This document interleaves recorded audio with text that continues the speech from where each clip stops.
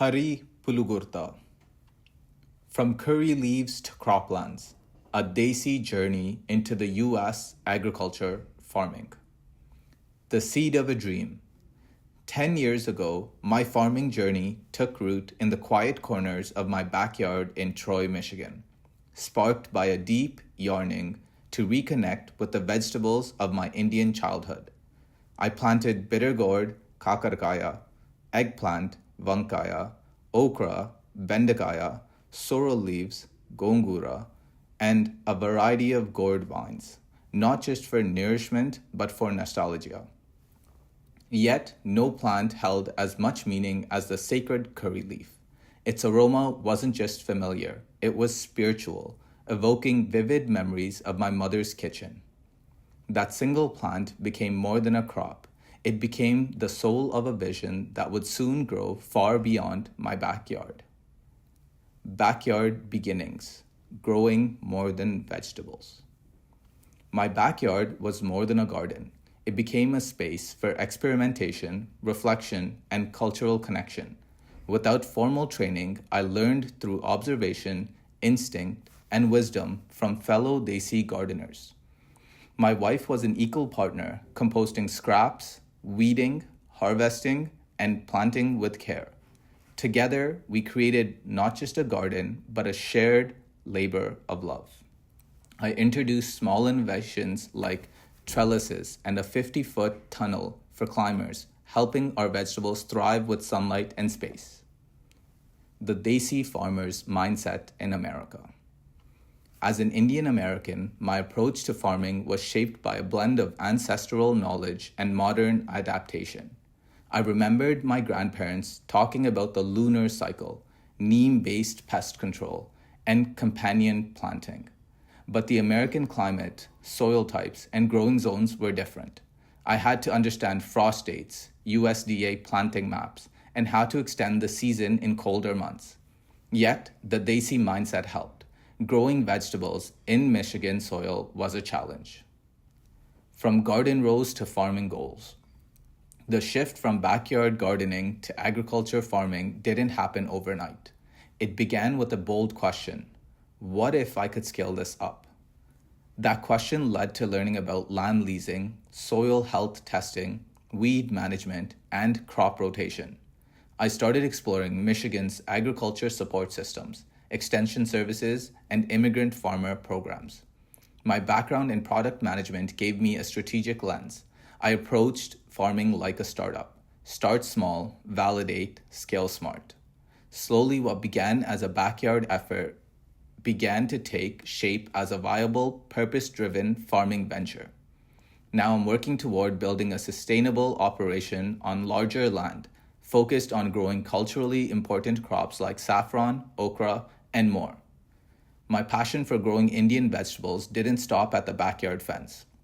It pushed me to think bigger. That passion eventually drove me to purchase a larger piece of agricultural land with the dream of scaling up into purposeful farming. Over 6 months, I immersed myself in research to find the right crop that would suit both the climate of Michigan and my long-term goals. That's when I stumbled upon an unexpected revelation. Southeast Michigan shares a strikingly similar climate to Kashmir, the farmed region for cultivating saffron. The discovery lit a spark in me. The idea of growing saffron, a crop rich in heritage, value, and rarity, felt both bold and meaningful. That moment marked the beginning of a startup vision: to grow saffron right here on American soil, starting with a portion of my newly acquired land. Cultural legacy meets modern agri-vision. This journey is deeply Desi at heart. It's about honoring where I come from while embracing the tools and opportunities of where I am now. Sharing produce with neighbors, teaching younger generations about traditional Indian vegetables, and dreaming of a day when kakarkaya sits proudly at farmers markets across America. This is what keeps me going. My goal is not just to grow crops, but to grow awareness, connection, and a bridge between cultures. From curry leaves in a pot to croplands stretching across Michigan soil, that is more than farming. It's a legacy in the making. My saffron, Kumkumpuvu, adventure, a journey rooted in heritage and innovation. My journey with saffron, known in Telugu as Kunkumpuvu, began as a natural extension of my passion for Indian agriculture. Crocus sativus, the botanical name for saffron, is traditionally grown in the cold, hilly terrains of Kashmir and northern India. Each delicate flower produces only 3 red stigmas, which are carefully hand harvested and dried to become the vibrant saffron threads we all know. These threads, small and reddish brown, are cherished for their rich aroma, intense flavor, and vibrant hue. This saffron farm is a fresh and exciting initiative by Hari Pulgurta, launched under the brand Michigan Gold Saffron by Nikwan Inc. The journey began in the summer of 2024, with months of careful planning, research, and planting. By fall, the first vibrant saffron blooms emerged, celebrating a successful debut harvest across 1.5 acres in the serene fields of Grass Lake, Michigan.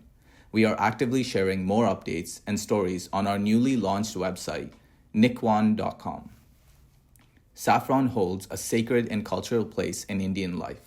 In culinary traditions, it features prominently in Indian, Middle Eastern, and Mediterranean cuisines.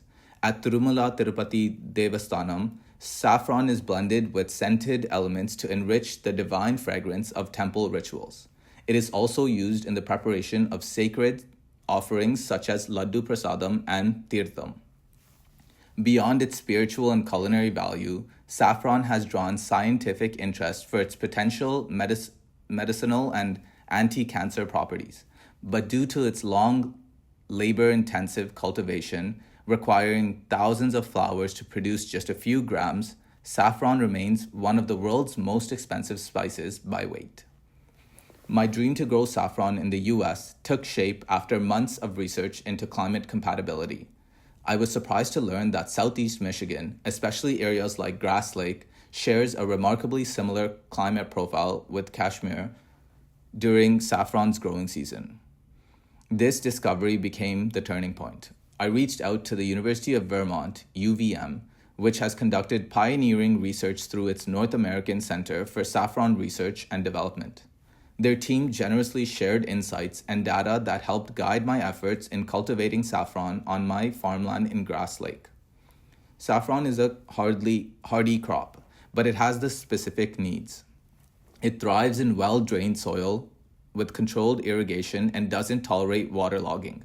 It grows best in organic rich soil, traditionally fertilized with cow dung, and prefers a pH range of 6.0 to 7.5. The planting units, called corms, which resemble tulip buds, are planted 6 to 8 inches deep in late summer. The flowering season begins in late September and continues into early November, lasting around 4 to 6 weeks. Flowers must be harvested early each morning, and the delicate red stigmas are carefully separated. To preserve their potency, stigmas are dried in an oven at around 210 degrees Fahrenheit for about 7 minutes, though this may vary depending on the moisture level. Once dried, the saffron threads must be stored in airtight containers to maintain their fragrance, color, and medicinal quality. I package and brand the product in grams, aiming to offer authentic, Michigan-grown saffron that honors both the legacy of Indian agriculture and the promise of American innovation. Another inspiring journey in the world of desi farming comes from LVS Organic Farms in Morrisville, North Carolina. Lakshmi, a passionate grower, has cultivated the vibrant 2-acre organic haven over the last 6 years. Her farm thrives on traditional Indian farming practices. No pesticides, just pure. Naturally enriched soil through thoughtful crop rotation, LVS specializes in fresh, locally grown Indian vegetables like munagaku, avisaku, yellow pumpkin, snake gourd, bitter gourd, and eggplants.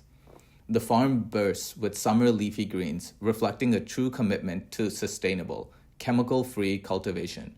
You can explore more about Lakshmi's farming story on her Facebook page. Starting agriculture farming in the US. Simplified guide. Number 1. Vision and planning. Define goals, hobby, side income, or full-time. Choose crops based on climate, demand, and interest. Draft a farm plan, budget, scale, timeline. Number 2, land and soil. Prioritize land with good sunlight, drainage, and access. Test soil via MSU extension, around $20 to $25.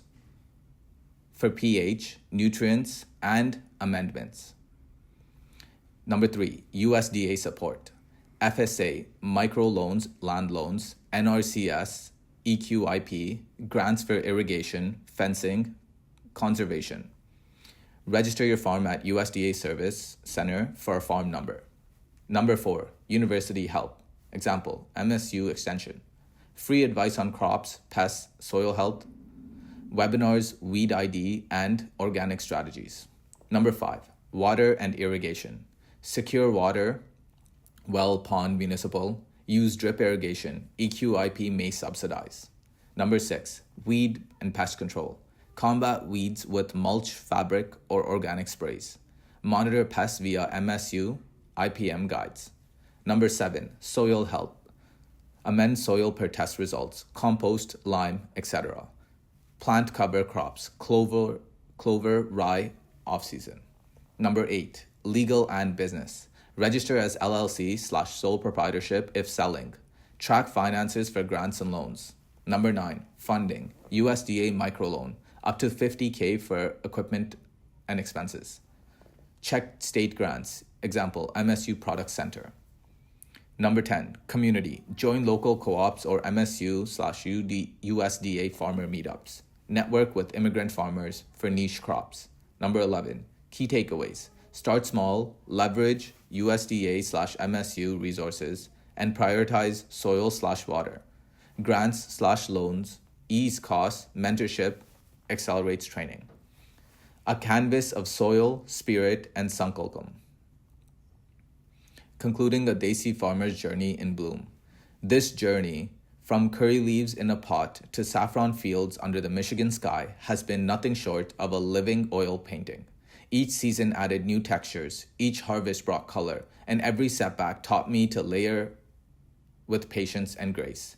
Like a brush guided by devotion, my hands shaped this vision not just with seeds, but with sankalpam, sacred intent. To all who dream of farming in a new land, let your story be painted with purpose. Begin with roots of memory. Water it with faith. And let your land bloom like a masterpiece, grounded in Dharma, nurtured by family, and guided by your inner light. Because in the end, the most beautiful legacies are not just grown. They are lovingly painted, season by season, on the vast canvas of life. Voiceover by Vishal Bezawada, Toronto, Ontario, Canada.